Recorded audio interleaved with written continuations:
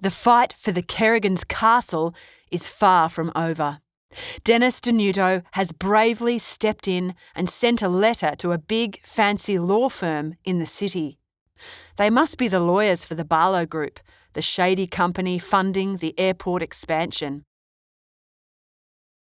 Dennis might be a small-time suburban lawyer, but he's going to do his best for the Kerrigans.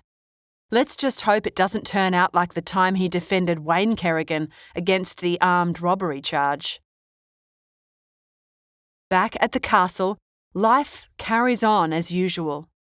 Darryl's up in the roof working on the extension, Sal's in the kitchen doing craft, and Dale has dug another hole for the patio. Good on you, Dale. Little do they know that someone is about to pay Dennis Denuto a visit. It's Ron Graham, a lawyer from Hammersley and Laycock, the fancy city firm. He's there on behalf of his client, the Barlow Group, to offer an apology? Wait, has this whole fiasco just been a silly mistake? Well, not quite. He explains to Dennis that apparently the Kerrigan's house was grossly undervalued, by mistake, and the Barlow Group would like to rectify the situation by offering Darryl an extra $25,000. Whoa, that's serious cash. But then Ron's tone turns a little sinister. He tells Dennis to strongly advise Darryl to take the money. The airport expansion has been in planning for a long time, and there's a lot of money involved. If the project was delayed in any way, things could get heated. Does that sound like a threat to you? Should Darryl just take the money and avoid the drama? $95,000 isn't exactly peanuts. But for Darryl, it's not about the money. In his next meeting with Dennis, he says they can get stuffed. He's not leaving his house. When Dennis indicates that the Barlow Group are not going to be happy, Darryl sniffs out the threat. Now he's fired up. He instructs Dennis to get on the phone to those fancy lawyers and tell them to shove their $25,000. Hey team, just a reminder, if you like this video, please hit the subscribe button and ring the notification bell. It really helps the channel out, and our next upload could be on something taught in your next class. Thanks, and back to the video. But at the dinner table that night, Darryl appears to have second thoughts. He's not sure whether he's done the right thing by turning down the money. Steve's not too happy either. $95,000 is a lot of cash. But Sal assures everyone that Darryl did the right thing. They're not taking the money on principle. To help the boys understand, Sal tells the story of how she and Darryl met. She was at the Greyhounds, on a date with Bob Thompson, a handsome, wealthy young man who now owns a construction company. Sal was really being swept off her feet and wouldn't have been at all surprised if Bob had popped the question. Anyway, Bob had gone to speak to someone when Sal saw Darryl out of the corner of her eye. When Darryl came to speak to Sal, she had to tell him she was already on a date. So Darryl backed right off, saying he wasn't going to cut anyone else's lunch. This made a strong impression on Sal, who thought to herself, that man has principles. Ultimately, that's what made Sal fall for Darryl, his principles. So that's why they're not taking the money. They're going to stay and fight for Highview Crescent, Coolaroo, because it's the right thing to do. Then there's a knock on the front door. Who could it be at this hour? Some hired thug has come to pass on a message to Darryl. Take the offer and shut up. But as you know, Darryl's not one to back down. So he begins yelling at the thug. On hearing the commotion, Steve steps in, with a rifle. This sends the thug on his way, But now Darryl is annoyed with Steve. Steve knows that guns are strictly forbidden in the house, especially after what happened with Wayne. Never mind that the thug was threatening Darryl, or that the rifle was a bargain out of the trading post. No more guns in the house. Later that evening, when everyone is in bed, Darryl wakes to hear tyres screeching and glass shattering. Oh no! Someone's put a rock through Steve's windshield. Right, that's it. Darryl's going to pass on a message of his own. Sheesh, things are getting serious around here. A short time later, Darryl and Steve pull up outside a house in Toorak, an affluent suburb in Melbourne. Uh-oh, what are they up to? Darryl then gives someone a very strong talking to, over the intercom. He and Steve are at the gates of a mansion, presumably owned by one of the Barlow Group bullies. When the voice over the intercom tells Darryl and Steve to get off the property, Steve nearly loses it. It's a good thing Darryl is there to stop his son from doing anything stupid. If anyone can keep their cool, it's Darryl Kerrigan, especially while he chains the mansion gates to his tow truck and rips them clean off. Of course, the police pay Darryl a visit a few hours later. Gosh, this has been an eventful night. Luckily, Darryl is on good terms with Mick, the policeman. Mick knows about Darryl's legal dramas and feels sorry for him. So, instead of arresting Darryl for his act of vandalism, Mick cautions him to pull his head in and fight by the book. Oh, and hide those gates around the back. The next day, Darryl calls a meeting with the neighbours. It turns out that the hired thug also visited Farouk and tried to scare him. But Farouk can talk tough better than anyone, so the thug won't be back anytime soon.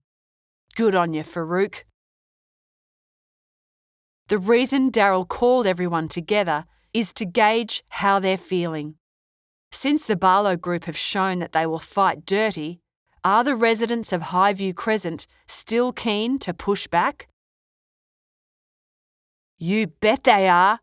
As far as Yvonne is concerned, the Barlow Group can't do anything to her that her ex hasn't already done. Jack is ready as ever to take them on, and Farouk is solid as a rock, but he'll have to wear a suit in court this time.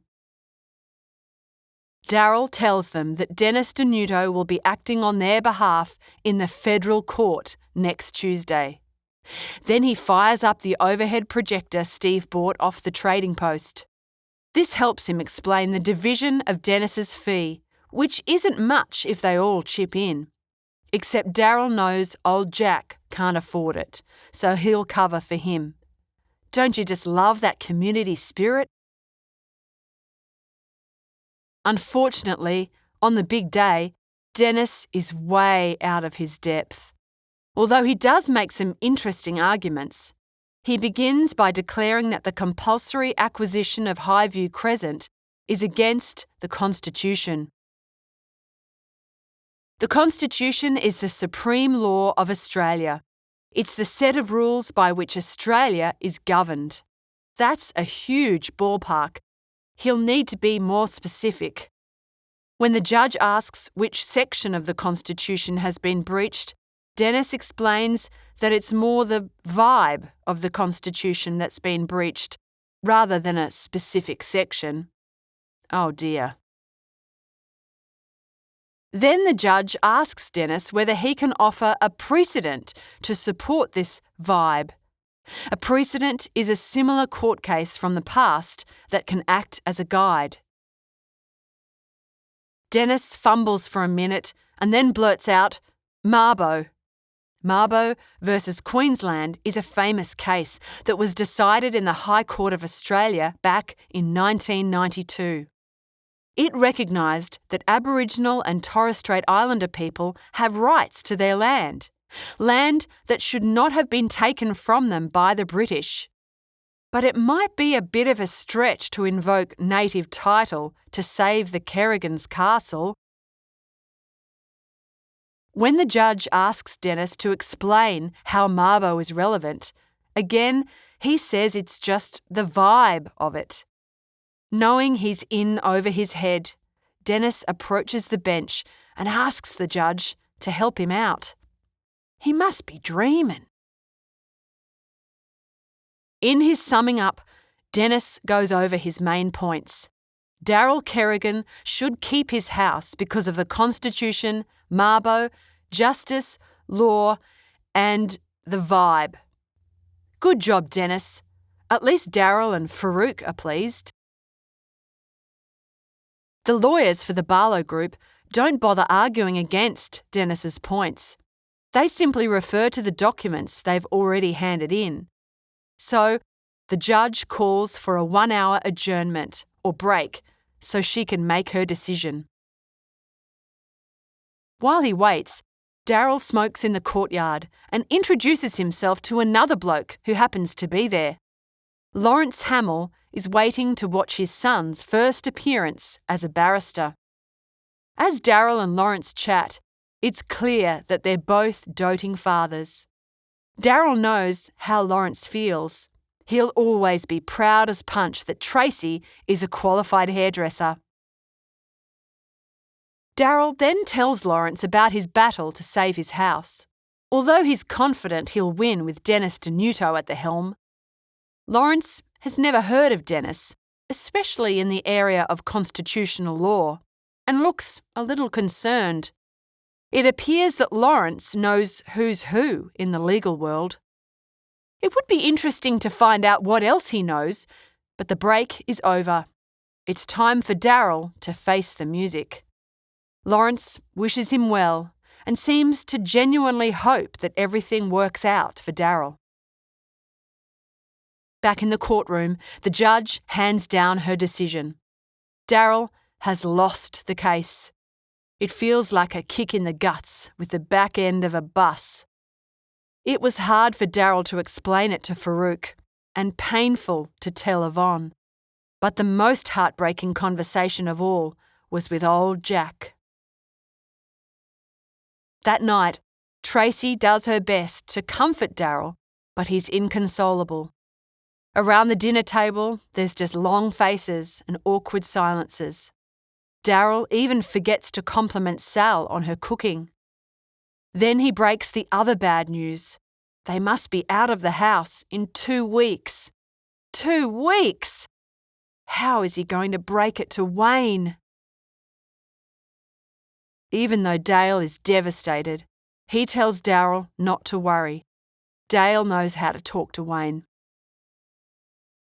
It looks like this is the end of the road for the Kerrigans and their castle. But there is one person who's willing to take up the fight on their behalf. Stay tuned to find out who.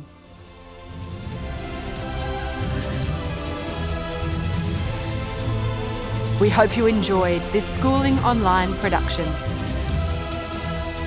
For more easy lessons, check out our other videos.